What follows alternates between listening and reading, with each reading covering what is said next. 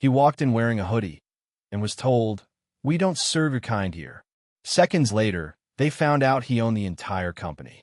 Darren Cole sat behind his oak desk, fingers drumming lightly against the polished surface. The midday sun poured through the tall windows of his corner office, glinting off the glass trophy shelf that lined one wall. A photo of his late father, the founder of Cole Automotive Group. Watch him quietly from the frame behind his chair, eyes sharp even in black and white. Take a second to subscribe. It really helps. Thanks. Now, back to the story. The company was thriving. Over 100 dealerships nationwide, quarterly growth, industry accolades. But Darren wasn't smiling. He turned toward the screen in front of him, flipping through a set of internal reports. Numbers were strong, but customer satisfaction at several locations had taken a dip. One location in particular, Cole Autos Westwood, had caught his attention for all the wrong reasons. Anonymous complaints. A few quiet resignations. Nothing that screamed scandal, but enough that his instincts stirred. He made a career out of being present where people least expected him. His father taught him that the truth rarely showed up in boardrooms. It lived in lunchrooms, break rooms, and showroom floors. Darren stood, removing his tailored blazer and reaching for a worn gray hoodie that hung on a coat rack in the corner. He slipped it on, followed by a plain ball cap. The disguise wasn't elaborate, just enough to soften the edges to turn the billionaire CEO into a man who looked like he'd just walked in from shift.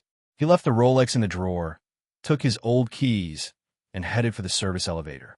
Downstairs in the underground garage, his silver Camry sat parked between a fleet of luxury cars. No one gave a second glance. That was the point. Darren slid in, adjusted the rearview mirror, and exhaled slowly. He didn't need to catch anyone doing anything wrong. He just needed the truth. As he pulled out into traffic, he smiled, not with excitement, but with resolve. Cole Autos Westwood had no idea who was about to walk through their doors. And that was exactly how he wanted it. The Westwood dealership gleamed under the late morning sun, its glass exterior polished to a mirror-like shine. Flags flapped lazily in the breeze above a sea of vehicles lined up in perfect rows, every model boasting inflated price tags and colorful limited-time stickers. Darren pulled into the visitor lot in his aging Camry, parking between a scratched Altima and a dusty pickup truck. He stepped out slowly, adjusting his hoodie and tucking the baseball cap lower over his brow. To the staff watching from inside, he was just another customer, middle-aged, dressed modestly, driving a car with over 100,000 miles. A man nobody would rush to impress. The showroom was pristine, too pristine. Chrome, glass, and synthetic smiles everywhere. Salesmen in tailored shirts stood like sentinels behind sleek desks. Only one made eye contact with Darren, and even that felt like an assessment more than a greeting. "Need help with something?" The voice came from a man in his early 40s, tall, lean, and too rehearsed. His name tag read Rick, sales manager. His smile didn't reach his eyes. "Yeah," Darren said, stepping forward casually. "Looking to upgrade. Been eyeing the new electric models. Figured I'd come see for myself." Rick's smile thinned just slightly. He gave Darren a once-over, noting the worn sneakers, faded jeans, and car keys without a fob. "Well," he said, voice light, "our electric line is pretty top tier. Not exactly budget-friendly. Maybe something used would suit you better." Darren didn't react. He simply nodded. "Show me what you've got." Rick hesitated, then motioned toward the opposite side of the floor, past the luxury sedans and top-line hybrids. "Pre-owns this way," he said briskly. Darren followed, scanning everything. Not just the cars, but the way the staff moved, how they ignored a young couple with questions and gravitated toward a man in a Rolex. When Rick stopped beside a dusty 2018 model, Darren looked him in the eye. "Actually," he said, gesturing toward a brand new EV across the room, "I want to test drive that one." Rick's jaw tensed, but he didn't answer right away. He simply stared, and then, with a smirk he didn't bother to hide, said the words that would change everything. Rick's smirk widened, but his eyes hardened, calculating. "That model?" he asked, tilting his head toward the sleek, midnight blue EV in the center of the showroom. "That's the Genesis Elite. Top of the line. Fully loaded. Maybe start with something a bit more realistic." Darren didn't flinch.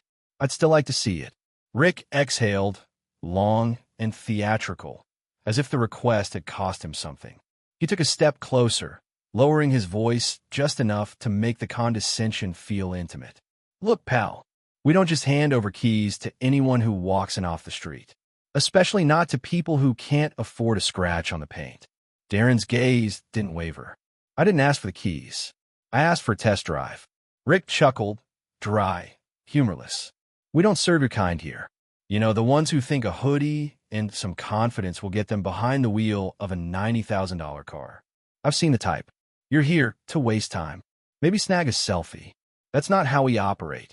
From across the room, a junior salesman who'd overheard flinched. He glanced at Darren, then quickly looked away. The receptionist at the front desk paused her typing, unease flickering across her face. Darren let the silence stretch. Got it, he said, finally, his tone calm. Just out of curiosity, do you treat all walk-ins like this? Or just the ones that look like me? Rick shrugged. I treat serious buyers seriously. Darren offered a faint smile, as though the insult didn't quite land. He turned toward the door, giving Rick one last look. Good to know.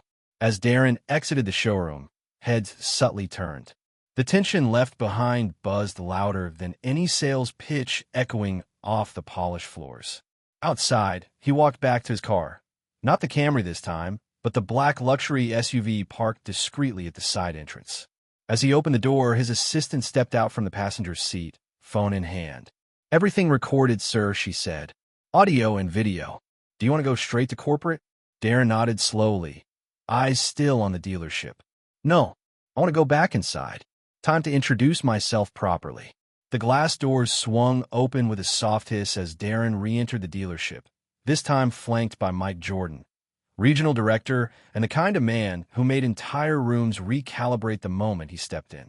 Broad-shouldered and calm-eyed, Mike wore a tailored blazer and carried himself with an easy authority that didn't need announcing. Rick was in the middle of selling a compact SUV to a retired couple when he caught sight of Darren returning. The confusion on his face twisted quickly into irritation. Back again, he muttered, stepping away from the couple. Listen, I already told you. He stopped. His gaze shifted to Mike, who followed behind Darren, taking in the room with a cool detachment that only made Rick more uneasy. Rick Stanton, right? Mike asked, extending a hand that Rick instinctively shook, even as he tried to mask his discomfort. Yes, sir, Rick replied cautiously, shooting a look toward Darren. And you are? Mike Jordan, regional director. And this is Darren Cole. Rick blinked. The name didn't register immediately, but something about Mike's tone made him straighten. Darren stepped forward, expression unreadable. Actually, Rick, it's Darren Cole, CEO. The words landed like a dropped wrench. For a moment, nothing moved. Rick's face paled as the gears in his mind struggled to catch up. You're the, he began, trailing off. I am, Darren said. And earlier today, I walked into this dealership without a suit, without an appointment, and asked for a test drive. You decided that based on my clothes, or maybe my skin, I wasn't worth your time. Rick stammered. Look, I didn't know who you were. I thought you were just a customer, Darren finished. Exactly. That's all I needed to be. Mike turned to the other employees, who stood frozen behind their desks, eyes wide. Everyone, I suggest you listen closely. What just happened is not only unacceptable, it's about to change everything around here. Rick opened his mouth to speak, but Mike cut him off, voice firm. Don't. You've already said enough. The air shifted. A storm was coming, and Rick Stanton had no umbrella. Rick's voice trembled as he tried to backpedal, his words clumsy and too loud. I didn't mean anything by it, okay? It wasn't personal. I treat everyone the same. Darren said nothing at first. He didn't need to. His silence carved through the tension sharper than any accusation. The room hung still, the other employees watching from behind desks, pretending to work but not even touching their keyboards. Mike stepped forward, his tone low and steady. Rick, you told Darren, and I quote, we don't serve your kind here. What exactly did you mean by that? Rick paled, lips parting, but the words got stuck. I meant, he looked like he couldn't afford anything on the lot. He was wearing a hoodie and jeans, Mike said. That's your basis for judgment? Rick's gaze flicked around, searching for an escape hatch that didn't exist. Come on, you can't say this is about race. I treat everyone the same. Ask anyone here. Oh, I will, Darren said, his voice calm, but weighted with something heavier than anger. And I'll also be reviewing your past interactions, on camera, through complaint records, everything. But let's not pretend this is a one-off misunderstanding. Rick started to protest again, but Mike raised a hand. You assumed, based on appearance, based on skin tone. You didn't just deny service, you humiliated him. And the second he pushed back, you got defensive instead of apologizing. I didn't know he was the CO. Rick snapped, desperation leaking through now. That's exactly the point, Darren replied. You thought I was nobody. You made that decision in 3 seconds. One of the younger sales associates coughed softly from behind the desk, then looked away, pretending to adjust papers. It was clear now this wasn't the first time something like this had happened. Mike looked around the room. Let me make this clear for everyone. We don't just sell cars. We represent a company, a culture. If you can't do that with basic human decency, you don't belong here. Rick was silent now, jaw tight, eyes narrowing, but the damage was done. The air in the dealership wasn't just heavy. It was shifting, and Rick could feel it turning against him. Rick folded his arms, eyes darting between Mike and Darren, trying to gauge if there was any way to salvage what was slipping fast through his fingers. Look, if this is about that one comment, maybe I was out of line. But come on, let's be real. People like him don't usually come in to buy top-line models. A murmur rippled through the room. Darren stood quietly, arms at his sides, letting the silence stretch. The receptionist behind the counter had stopped pretending to type. A mechanic wiping his hands in the service bay leaned just enough to hear better. Even customers browsing brochures were now watching with cautious interest. Mike turned to Darren. You still want to go through with the test drive? Darren gave a small, rueful shake of his head. Not anymore. He looked at Rick. Not from here. Rick scoffed. So what now? You're going to take your business elsewhere because I told the truth. No, Darren said. Because you showed your character. Rick's face flushed. You don't even know me. I know enough, Darren replied. And I've been in this situation too many times not to. Mike turned his attention back to Rick. You've been warned before, haven't you? Rick stiffened. That was different. A misunderstanding. I reviewed your HR file this morning, Mike said. It wasn't the first time, and it's clear now it wasn't the last. Rick's mouth opened, closed, then tightened into a line. Mike looked around the room, then spoke louder. Let this be a reminder to everyone here. Profiling a customer, demeaning them, or assuming their worth based on race, clothes, or anything other than how they carry themselves. That has no place in this company. Rick threw his arms up. So that's it? I get tossed for one misread. No, Mike said, voice quiet again. You get removed for a pattern. For who you are when you think no one important is watching. Darren turned, walking slowly toward the exit. Rick called after him, voice sharp. You'll regret this. You're just a... But Mike cut him off coldly. He's the CEO, Rick, and you just talked your way out of a career. The moment Rick's face froze in stunned silence, the energy in the showroom shifted. It was like the floor had quietly tilted, and everyone was suddenly standing just a little off balance. Customers who'd been browsing now leaned in, their curiosity stretching toward disbelief. The service techs stopped what they were doing. Even the receptionist's fingers hovered above her keyboard, unmoving. Darren didn't say a word. He didn't need to. The quiet way he stood, with calm shoulders and steady breath, said more than 100 corporate speeches ever could. He glanced at Mike briefly, offering a nod, just enough to signal, thanks for letting the truth breathe. Rick's mouth opened, then closed again. He looked like someone had just pulled the rug out from under him, and he was scrambling to grab onto something that wasn't there. He's the CEO, he muttered, as if saying it again would change the truth of it. Mike didn't respond. He let the silence stretch long enough for the message to sink in. Then, with a measured breath, he stepped forward and gently guided Darren back toward the center of the showroom. This wasn't just about testing a car, Darren finally said, addressing the room, not just Rick.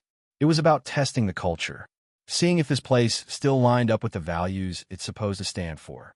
A younger salesman near the front desk swallowed hard. He suddenly looked unsure of the clipboard in his hand. Darren continued, I've been sitting in boardrooms where we talk about diversity and inclusion. But real change doesn't happen in meetings. It happens here, on the floor, at the counter, in how you treat the person you assume can't afford the car. Rick sank slowly onto a nearby bench, face pale. Mike turned to the rest of the staff. This is why leadership walks among you sometimes. Not to check numbers, but to see what kind of people we're entrusting this business to. Darren gave one last look around. I didn't need to wear a suit to be respected. I needed people to see past what they expect, and most couldn't. He turned toward the door, hidden in plain sight. That's all he ever was. Until now. As Darren reached the front door, a voice called out behind him, soft, hesitant. Wait, there's something you should see. It was Jordan, the youngest salesman on the floor.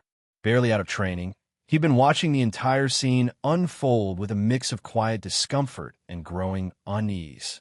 He stepped forward now, a little awkward, holding up his phone. I didn't mean to overstep, sir, but I started recording when things fell off. Darren turned, eyebrow raised slightly. Mike watched closely, but said nothing. Jordan swallowed. It's not just today. Rick, he said stuff before. About customers.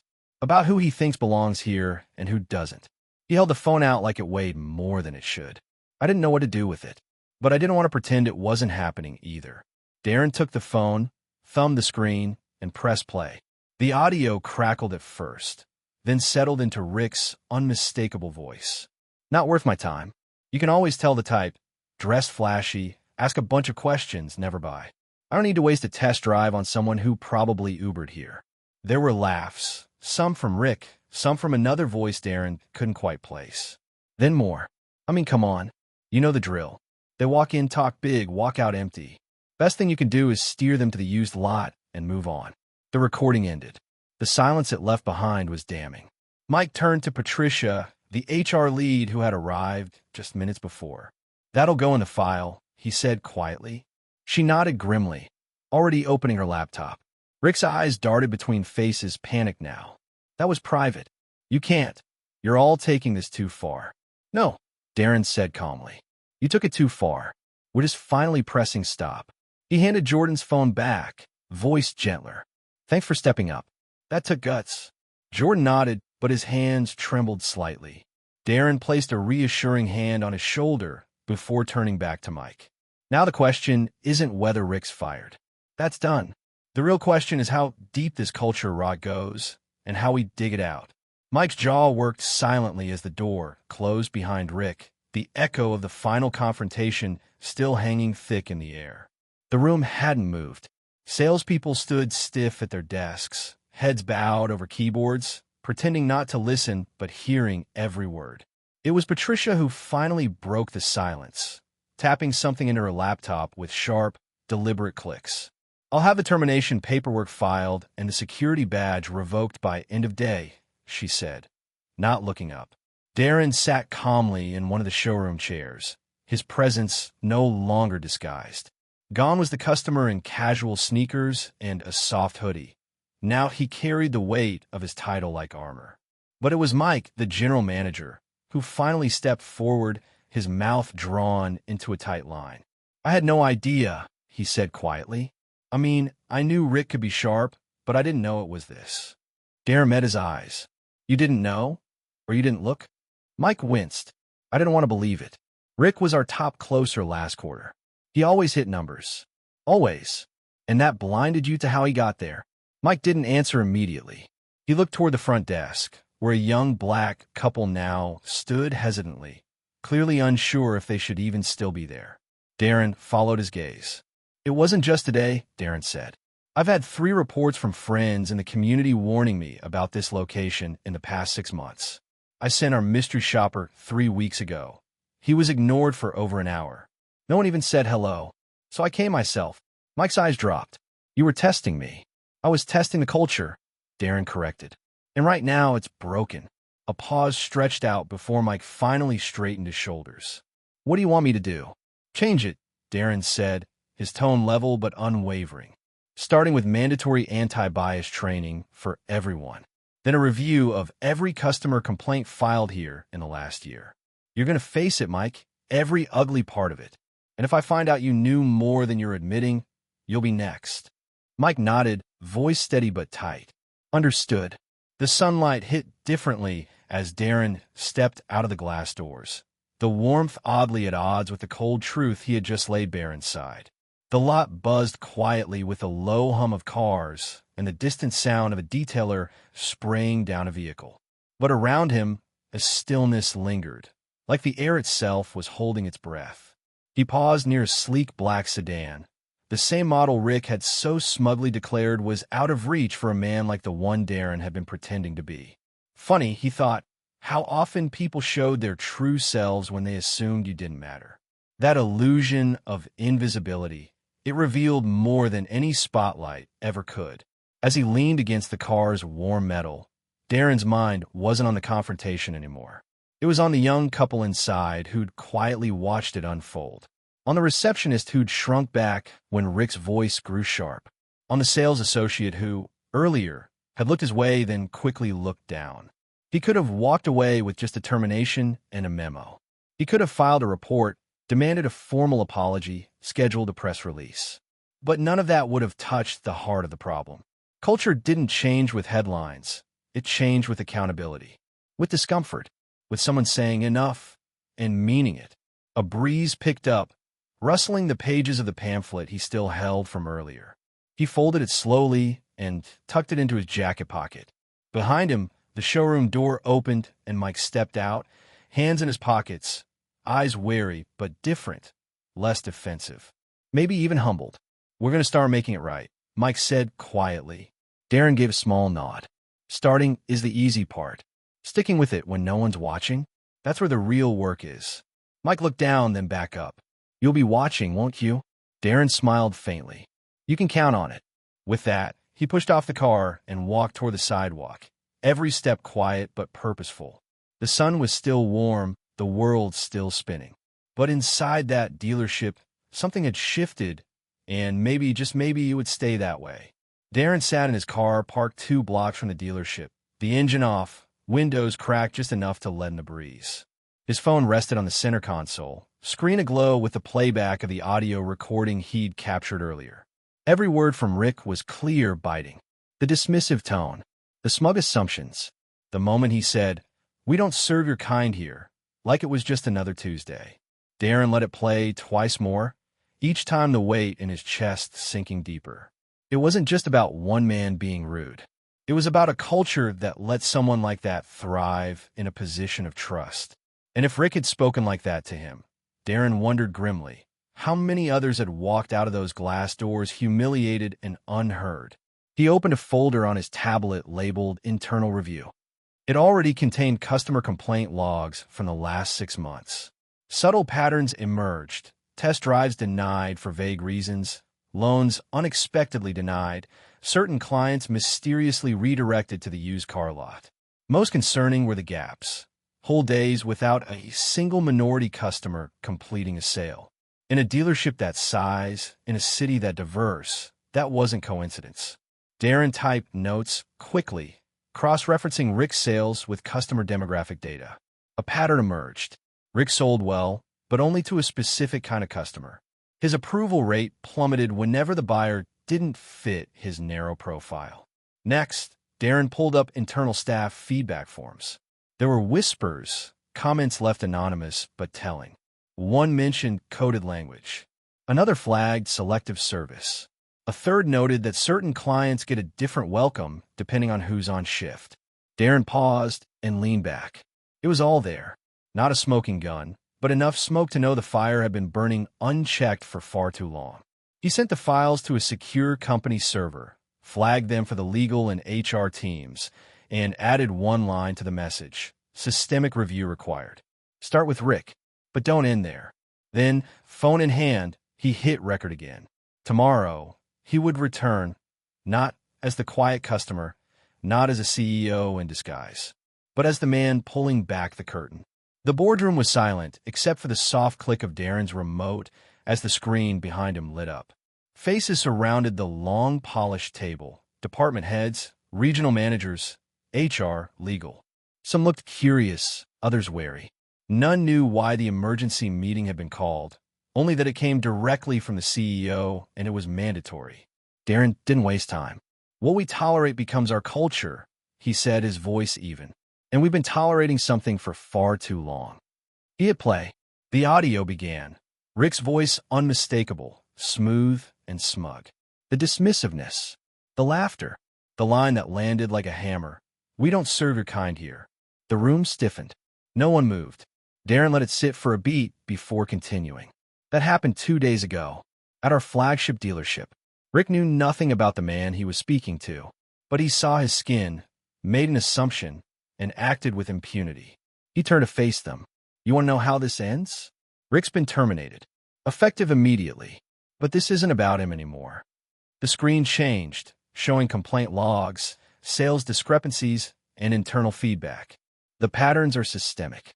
This didn't start with Rick, and it won't end with him unless we make it. He paced slowly. When did we stop being the company that prided itself on fairness? When did we become a place where a customer can be turned away for looking out of place in a showroom? HR shuffled uncomfortably. A regional manager cleared his throat. This is a culture check, Darren continued. Every dealership, every employee, we are launching a full internal audit of hiring, training, and sales practices. We're investing in bias training, real training, not box checking. And we're building a new accountability framework, one where every voice counts, and silence won't protect anyone who fails to speak up. He paused, gaze steady. You are leaders. What you allow, what you ignore, what you laugh at behind closed doors. It shapes who we are. Silence stretched again, but this time it felt charged, like the start of something. Darren sat down slowly. We say we're a company that stands for integrity. It's time we start proving it. Darren walked through the side entrance of the dealership, not with the quiet detachment of a secret shopper this time, but as himself, Darren Roy, CEO. He was flanked by 2 senior execs and the head of HR. The receptionist, who cheerfully greeted him 2 days ago in a hoodie, now stumbled to her feet, face paling as she recognized who he was. Mr. Royce, she stammered. I didn't know you were... He offered a polite nod. Is the general manager in? She nodded quickly and reached for the phone. Darren didn't wait. He walked straight through the glass double doors that led to the staff offices. The entire sales floor seemed to freeze. Conversations paused. Eyes followed. Mike, the manager who had dismissed the incident with a shrug and a weak apology, emerged from his office half smiling, confused. Darren Royce, he said. Wow, we weren't expecting. No, you weren't, Darren interrupted, his tone neutral but unmistakably firm. Let's talk. He gestured toward the conference room. Mike hesitated, then led the way, visibly trying to maintain composure. Once inside, the door shut behind them with a soft click. Darren remained standing. I'm not here for small talk, Darren began. You had a customer profile a man based on the color of his skin. Then, when confronted, you brushed it off as a misunderstanding. Mike opened his mouth, but Darren raised a hand. I was that man, Mike. The room seemed to shrink. Mike's face drained of color. His mouth opened and closed, searching for words that didn't exist. I gave your team the benefit of anonymity. What they did with it spoke volumes. The systemic failure here isn't just Rick, it's your leadership, your complacency, your silence. Mike finally found his voice. I didn't know it was you. If I had, that's the problem, Darren said quietly. You shouldn't have to know someone's title to treat them with dignity. There was nothing left to say. Darren handed him an envelope. Termination notice. Effective immediately. Mike sat down slowly, stunned. Darren turned for the door, pausing only once. This place will be better without you. And now it will be. The next morning, the parking lot of Royce Auto gleamed under the sun as the morning rush began. Salesmen straightened ties and checked their tablets, prepping for another day of deals. But then the sound of engines cut through the air, not just one, but several. Heads turned. A sleek, matte black Mercedes S-Class glided into the lot, followed by a silver Tesla Model X and a vintage Shelby Mustang, deep blue with polished chrome. The trio pulled into reserved spots near the entrance. Doors opened in synchronized motion, and out stepped Darren Royce in a navy suit that spoke confidence without flash. Beside him, Lena from HR adjusted her glasses and nodded to two regional managers who flanked her with clipboards in hand. Employees froze, unsure whether to approach or stay rooted to the spot. The receptionist nearly dropped her coffee. Whispers rippled across the sales floor. He's back. Darren didn't need an introduction this time. Word had spread, not just through the building, but across the entire company network. The footage had made it to every internal inbox, accompanied by a blunt memo from Darren himself. Leadership starts on the ground. Integrity starts at the door. He walked up the front steps like he'd owned them all along. Not because he did, but because now everyone else knew it too. This wasn't a pop-in. It was a takeover. Inside, Rick, the same salesman who had denied Darren the test drive, stood with a frozen smile. A few beads of sweat gathered along his temple. His usual bravado was gone, replaced with practiced pleasantries that didn't fool anyone. Darren's eyes locked with his briefly. No greeting.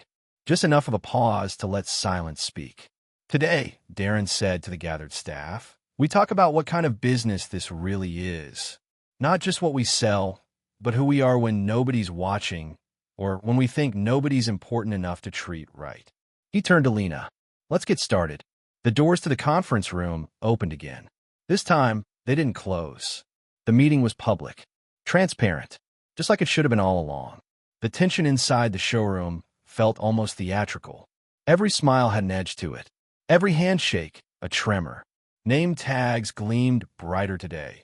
Not because of company pride, but because half the staff had wiped them down twice already, nervously polishing their titles as if they could scrub away what had happened. Darren stood at the back of the room for a moment, letting the staff stew in the silence. Then, slowly, he stepped forward. His eyes scanned each name tag one by one. Rick stood near the front, posture stiff, face pulled into a grin that didn't touch his eyes. Rick, isn't it? Darren asked casually. Yes, sir. Rick's voice cracked just slightly. Pleasure to finally meet you properly. Darren tilted his head, one brow raised. Finally, the word echoed with deliberate pause. Rick cleared his throat. I meant, under normal circumstances. Darren nodded, stepping forward again. And how do you define normal around here, Rick? Turning people away based on how they look? Deciding who's worthy of customer service based on assumptions. Rick tried to smile again, but it faltered. The other employees shifted uncomfortably.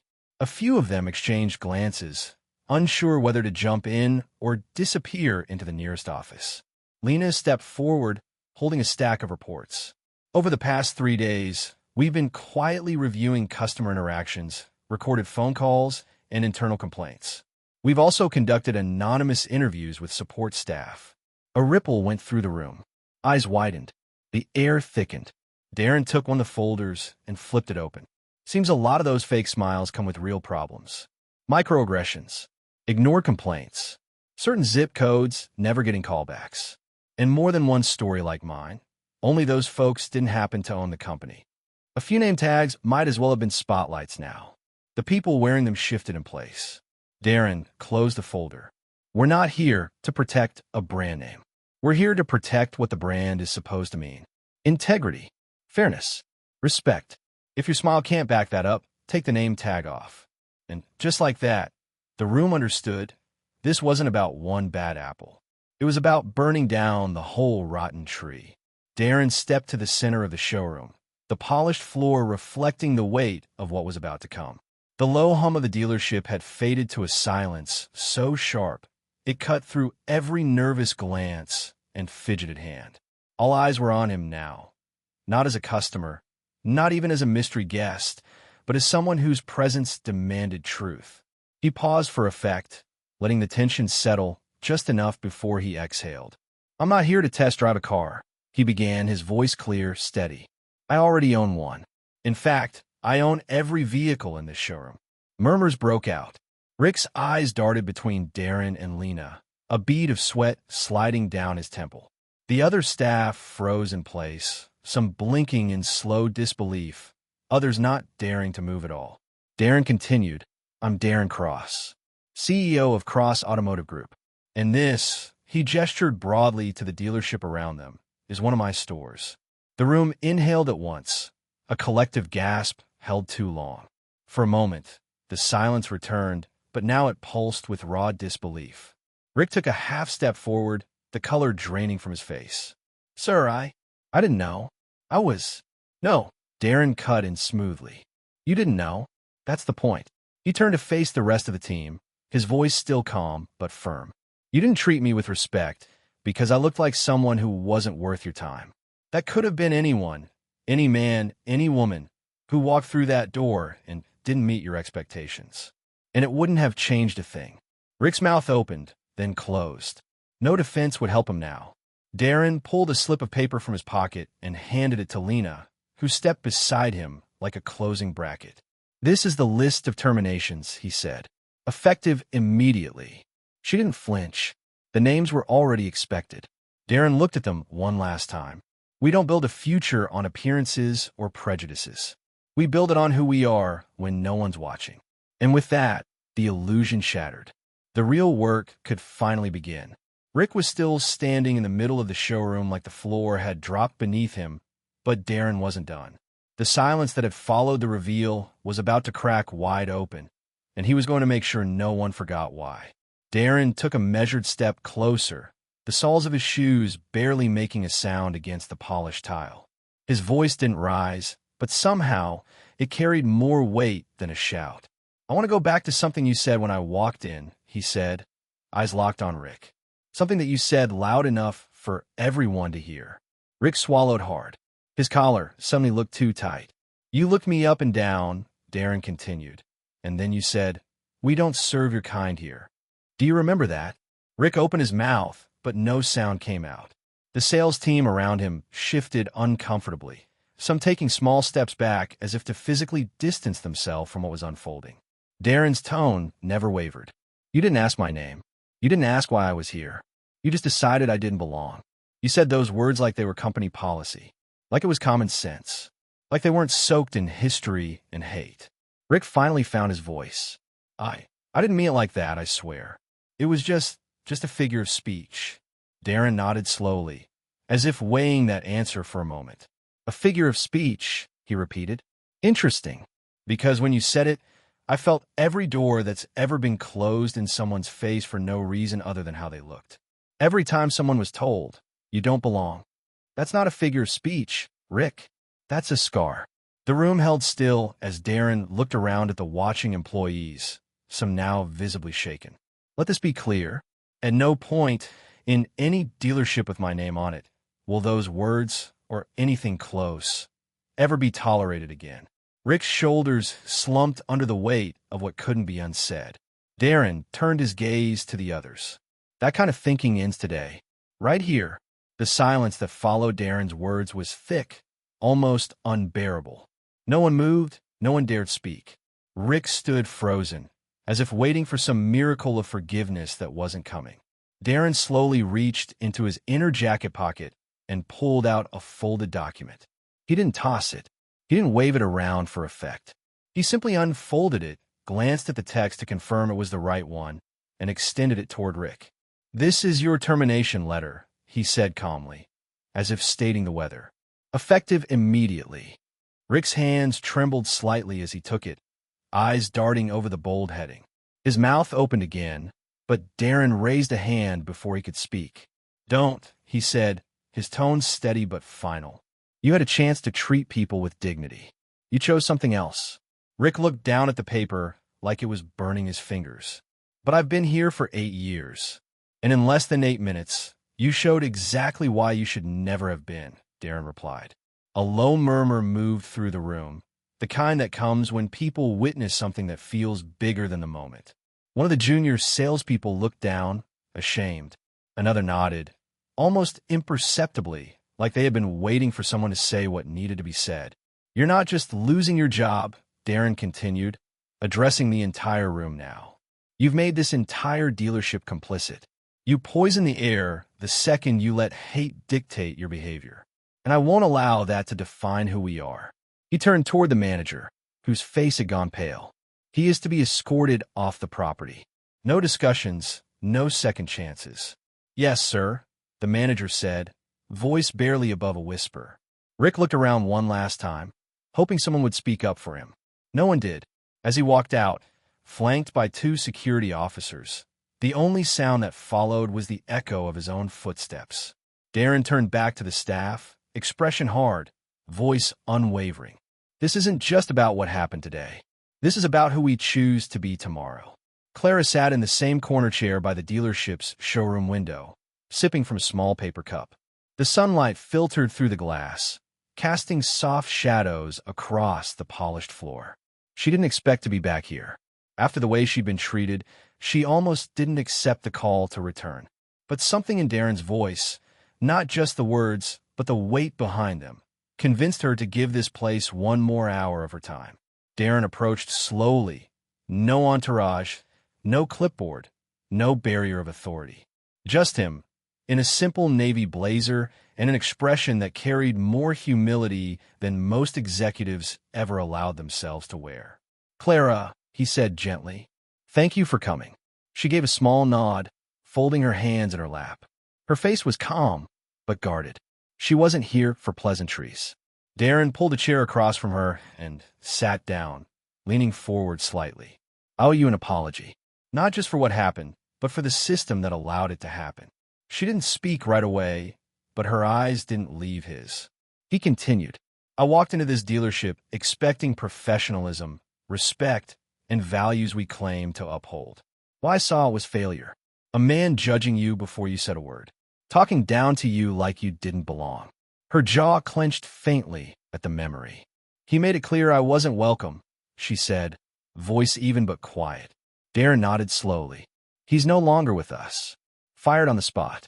Clara's eyes flickered with something. Relief, maybe, or the beginning of justice. But that doesn't undo what you experienced, Darren added. I want you to know that we're not brushing this under the rug. We're retraining staff, rewriting policies, and making sure what happened to you never happens again to anyone. She let out a slow breath. That's a start. He reached into his jacket, pulled out an envelope, and placed it on the table between them. This is a full refund of your deposit. No strings. And if you're still interested, I'd personally like to walk you through any vehicle you choose. Clara looked down at the envelope, then back at him. I'll think about it, she said softly. But thank you for seeing me. The subject line was bold and unmistakable. A message from the CEO. Read immediately. By 9:03 a.m., every employee across all 47 locations of Fairlane Automotive had it open on their screens. Phones buzzed with alerts. Inboxes lit up in sequence. There was no hiding from this memo, and that was exactly Darren's intention. He'd written it himself. No PR team, no legal softeners, just his own words, shaped from the fire of witnessing the truth with his own eyes. Team, what happened this week at our Oak Ridge dealership was not just unacceptable. It was a violation of everything this company claims to stand for. A woman walked into one of our showrooms, ready to buy, and was turned away not because of her financial standing or vehicle knowledge, but because of who she is and what she looks like. Let me be clear, discrimination, in any form, has no place at Fairlane Automotive.